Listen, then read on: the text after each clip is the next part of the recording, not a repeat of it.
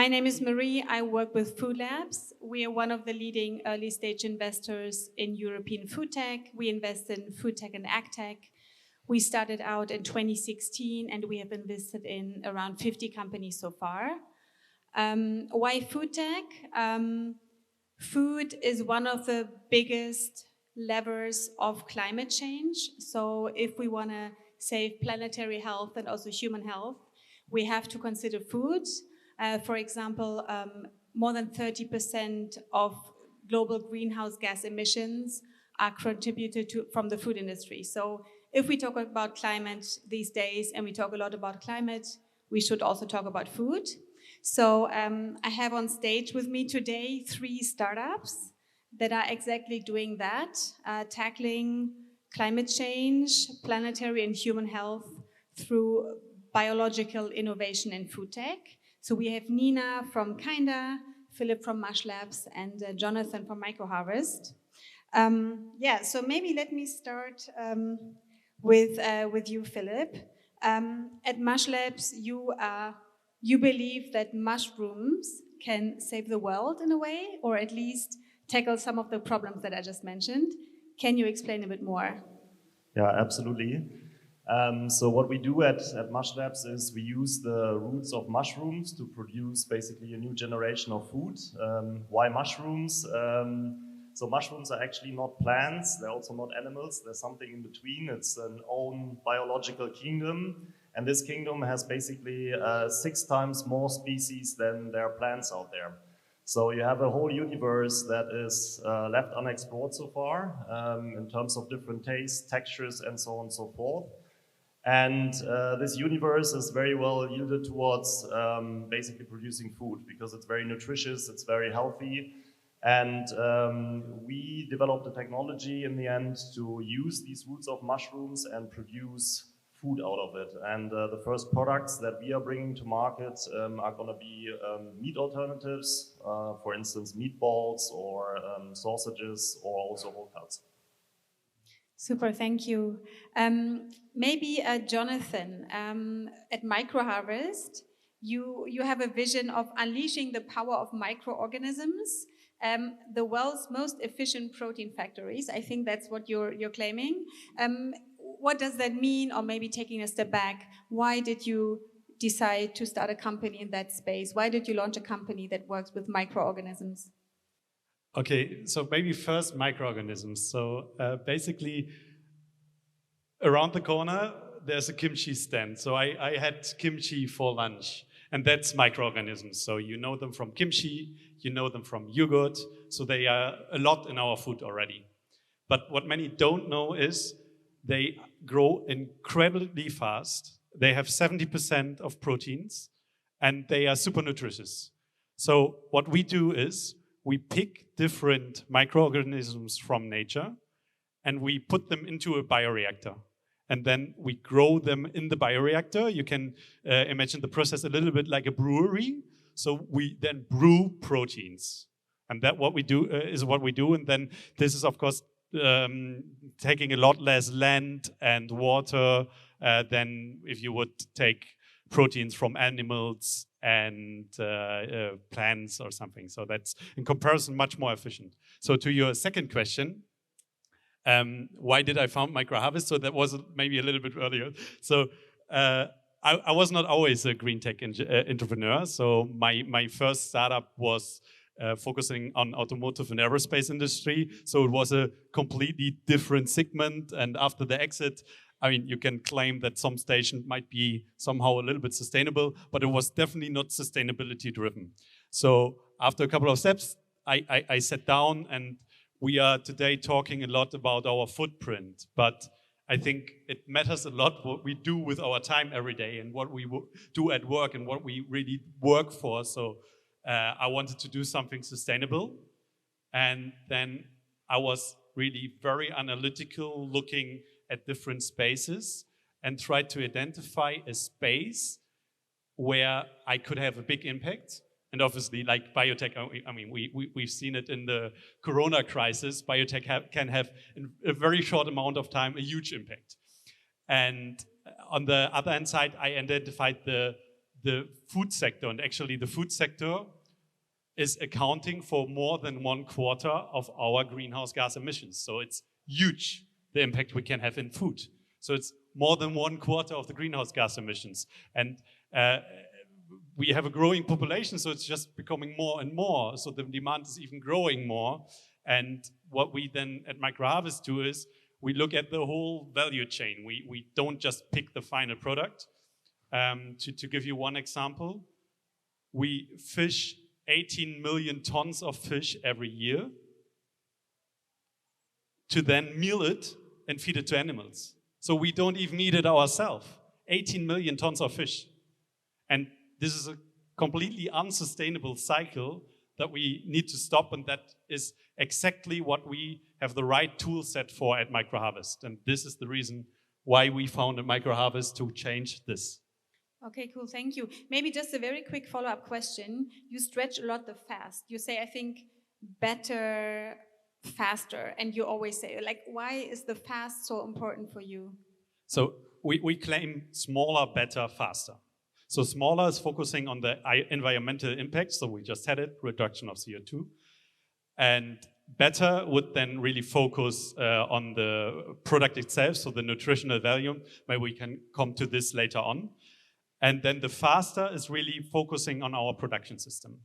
So we have a systematic advantage in our production system. It's insanely fast. To give you one example, if you would imagine a production of the size of a soccer field, so one soccer field of production, then we could produce 100 kilotons with this.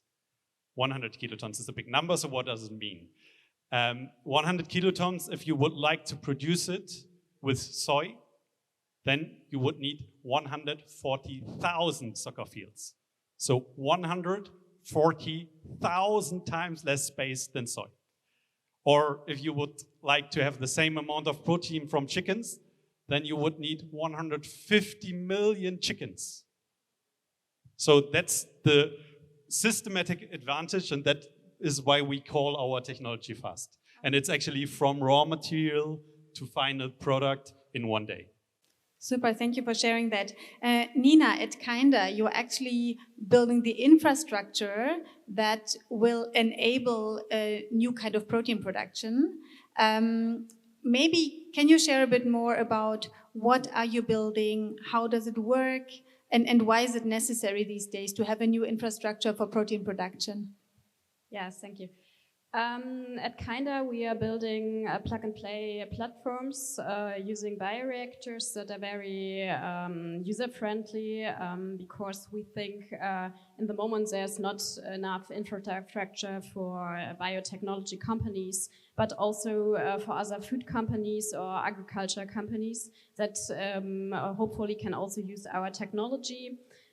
Because our idea is to make it very easy and handle to use these bioreactors, for example, to grow mycelium, the fungi also Mushlabs is using.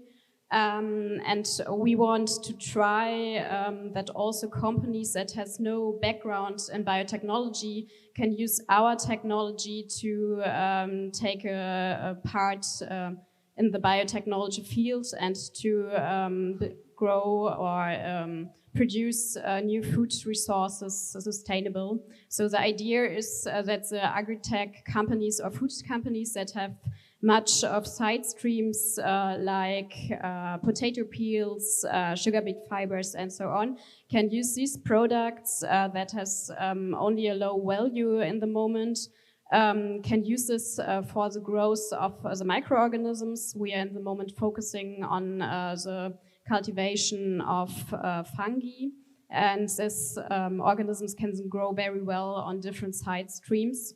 And with the fermentation in our bioreactors, the side streams will be get an added value, and afterwards you have a new protein source also containing much fiber. And our bioreactors are very easy and simple, so we have a cascade model and make it that safe that also workers with no scientific knowledge can use them. Cool, and they look like regular fermenters, like chrome-colored fermenters. Like, how can we imagine them? How do they look like? Maybe when you think about brewery tanks, you know, from beer production, they look similar, but we have a cascade model. So you have a small tank where you have your seed culture or pre-culture, we call it.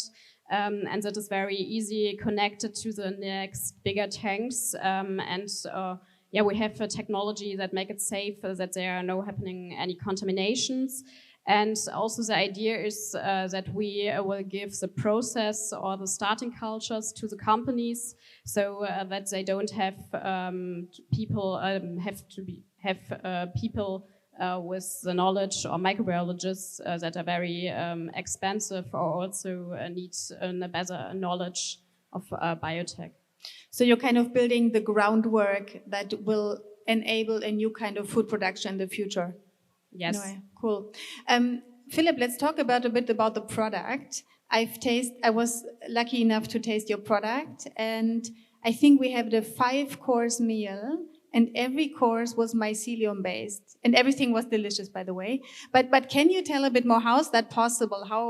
What kind of species is there? What kind of product can you make of it? Can you share a bit more? Yeah, absolutely.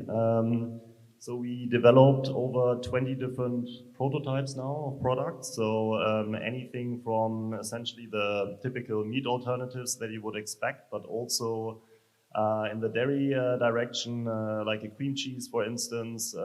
We developed a caramel actually that has 50% less sugar, but doesn't lose anything in terms of taste. We can do fish fillets with it, and yeah, you might wonder why or how is that possible. It's really about the science behind it is really to select the right mushroom strain that already gives you the taste that you want to see. And that is fundamentally different from what we have in terms of, for instance, plant-based meat alternatives in the market today. Because what we see today is very long ingredient lists, and the nutritional profile is usually not very healthy.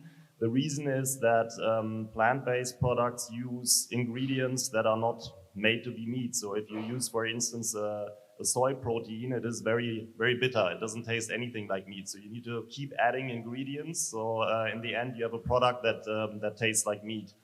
And the innovation that we do is we select a mushroom strain that already has the great umami taste, for instance, that you want to see in meat. And that's why you don't need to add many other ingredients. So you end up with a product of 4 to 5 different ingredients, great nutritional profile. So very high in protein, but also very high in fibers, very low in saturated fat, low in sugars. And it's really the kind of products that you can integrate in your daily consumption. And yeah, our vision is really to offer a whole generation of products that provide an alternative to what we have on the plates today.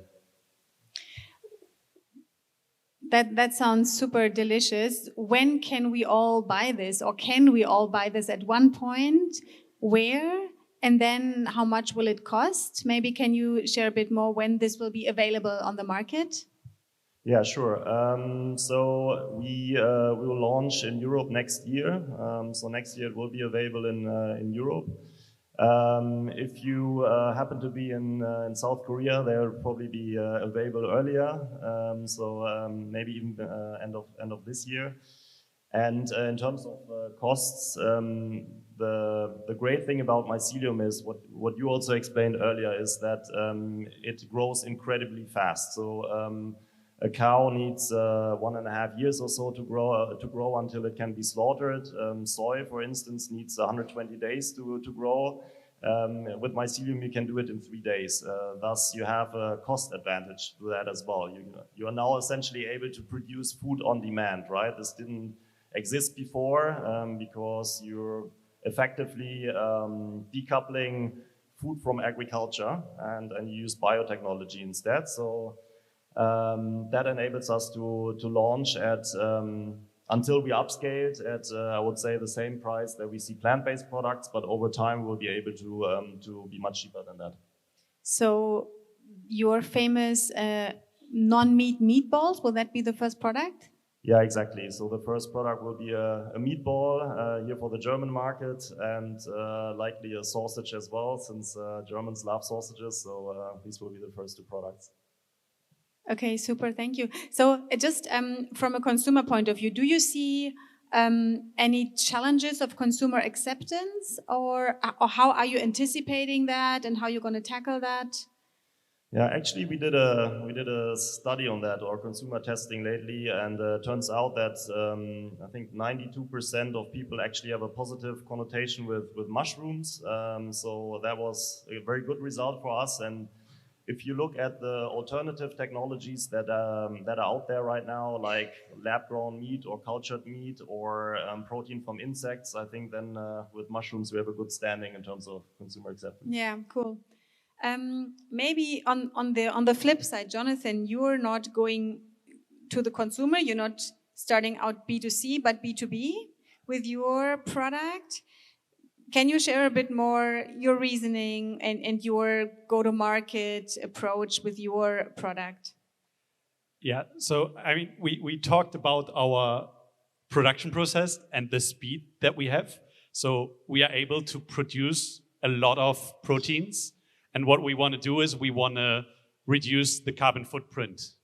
And now, if we want to concentrate on 1 or 2 or 3 final products, we could never ever put all the proteins that we would be able to produce into these 3 products. So we want to be open. We don't want to limit ourselves just to one market. So we had the example of fish meal, 18 million tons of fish every year.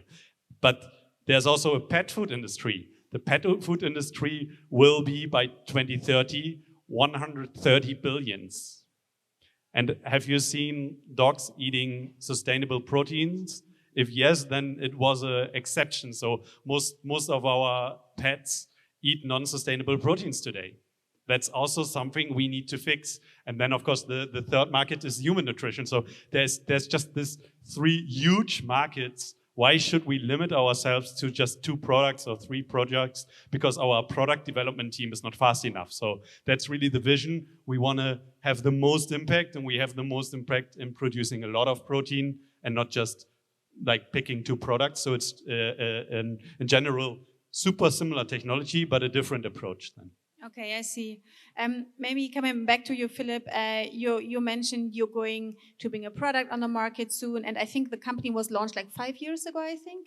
Yeah. So I think you're probably now at a stage where you have probably kind of shifted from an R&D scientific company to a company that has kind of grown a lot and is now an actual food production company at one point. Maybe you can share a bit about that journey and maybe also some of the challenges or opportunities you were facing in that, development from R&D to product company. Yeah, absolutely. So I think historically Mushlabs, or the typical Mushlab employee, was a scientist, and still I would say probably 60% of the teams that we have a technical background. However, now obviously it's becoming a bit more diverse, so we have a lot of people with business background now joining, and there were also a couple challenges with that. Of course, the scientific mindset often operates a bit differently than, let's say, the business mindset. But in the end, it's great to see now when you sit in one room and there's somebody with an MBA, another person with a PhD in biotech, yet another person focusing on marketing, and you have to bring all of it together basically to bring a product to market. So you have this common mission that unites us there, and it's just a great journey that we're on right now. Super, thank you for sharing that. Nina, you're actually a scientist, right? You have graduated in life science and you have a PhD in chemistry. So, but you're now on a more entrepreneurial journey, working with a startup, doing something that's truly innovative and very entrepreneurial in a way. Maybe you can, kind of building on what Philip said, can you share a bit, why it took you there? Or maybe you even have some thoughts about any scientists who would like to venture in the startup space, working with a food tech or scientific startup, science-based startup. What kind of advice would you give to such a person? Yeah, I came from the academia before, so I found it very interesting to go to a startup, because in academia often you're researching, but you haven't, or you didn't see the impact in real very fast. So in the startup field, you can have an impact, for example, to make the food system more sustainable. So I found this very interesting. But compared to academia, of course, starting in a startup was very interesting, because in the first case, we didn't have the infrastructure for research when we started at Kynda. Because our two founders has not a biotechnology background, and we had no laboratory at the beginning. So my starting point was to build up a laboratory, and happily I could work in the first months already at the university. So I think infrastructure in the startup field, when it comes to research and biotechnology, it's sometimes complicated, but also interesting, because you're working with persons from different backgrounds, what is also very helpful, because I think in bigger companies you have not such a deep collaboration with engineers, technicians, persons with business backgrounds, and it's very helpful to come together and to think about the project and your ideas, and to find the right way how you can improve, for example, the food system to make it more sustainable. Yeah. So you're not looking back. You don't regret your move from academia to the startup world. You look quite happy. So I think you probably don't regret the move. No. Okay, cool. I think it just another topic that is in the air, because you just mentioned you're launching the product in Germany next year, but earlier you will launch it in Southeast Asia, and then you also mentioned one of the paths you might take is into pet food. So I think one of the factors here is that pet food is obviously less regulated than human food, and also other geographies like, let's say, Southeast Asia, Singapore, also less regulated than the EU for novel food. If there were any political decision makers in this room, do you have a message for what politics could do to enable more innovation, more startups like you bringing a product to the market in Germany, in the EU? Maybe Philip, you want to start? Yeah, I think my key message would be the processes just have to be faster. I mean, we are not at all advocating to lower the safety standards. In the end, it's food that we consume, so we need to have the highest safety standards. But we see that in an international comparison, unfortunately, the EU is the slowest jurisdiction in the world for approvals. It can take up to 3 years to get an approval. Oftentimes you don't hear anything back for a month, so you don't actually know what's going on. So there's a lot of room for improvement, but I think the main point is that we need to get faster with these approval processes, because startups, as we all know, if you're VC funded, you need to show revenues, product market fit at some stage, and you cannot do that if you don't have approval. Yeah, absolutely. Maybe Jonathan, you have any reasoning to add here, or maybe how are you tackling this challenge? Yeah, so I agree definitely to be faster, and maybe to add, I think they need more money to be faster. So it's not telling them to be faster. I think they also need to give more guidance what is required, because actually you as the business owner have to decide what you think is required. Then you present it to them and they let you know, oh, by the way, we think this is required, and you explain them why not. But they want to have it, so you have to do it. But they're giving it to you very late. So this is slowing down the process, and they should have persons which are available to consult, and then we are happy to test anything, but please tell us at the beginning what you expect and not at the end. So how we tackle it, like we go to other markets and other industries. So our go-to-market, and I mean, if we want to have the first production in Europe, please make it possible. We want to be in Europe, but legislation has to work out. Yeah. Totally. So now we're almost at the end of this panel, but maybe looking to the future now, if you think from your company or just from a general perspective, what do you think we will eat in 10 years? Like, what do we have in our plates in 10 years? What will our food look like? Yeah, from my perspective, I think we will have a broader variety in terms of food. So we will have center of plate options that can substitute meat. Potentially we still eat, or we'll probably likely still eat meat, but hopefully much less. And I think then it becomes also sustainable. So from my point of view, and what we're working on with Mushlabs is that basically for breakfast, lunch, and dinner, you will have alternative options just made out of mushroom mycelium. Yeah, I think it's not about forbidding meat. It's really about giving options and giving healthy and sustainable options. And I think if we account for the CO2 emissions that meat has, then meat gets very expensive. So if you go to the supermarket, you will find a lot of healthy, tasty options, and then there in some corner will be meat. And it will be hard to say, I pay 3 times the price and pick the meat, which might be not even tastier because I'm now used to these new tastes. And maybe also like I can also pick the meat replacement, which tastes like meat, or I can pick something which tastes completely different, a completely new taste, which might be, for example, mycelia, completely different also texture. So I think it will be super exciting, and it's not about forbidding, but maybe we need to come to a world where we at least account for the emissions. And if meat stays cheap, then we are not accounting the CO2 emissions it has emitted, and that's something I hope we will not have in the future. Nina, what's your vision? What do we have on our plates in 10 years? What will we eat?